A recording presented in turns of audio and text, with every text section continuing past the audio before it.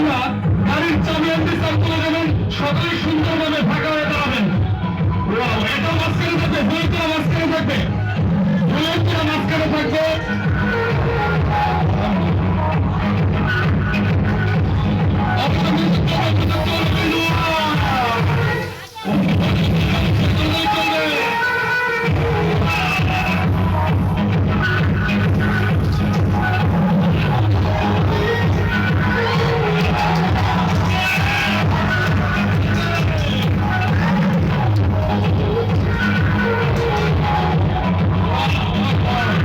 আমি একটু বলবো সকলে একদম সুন্দরভাবে সুন্দরভাবে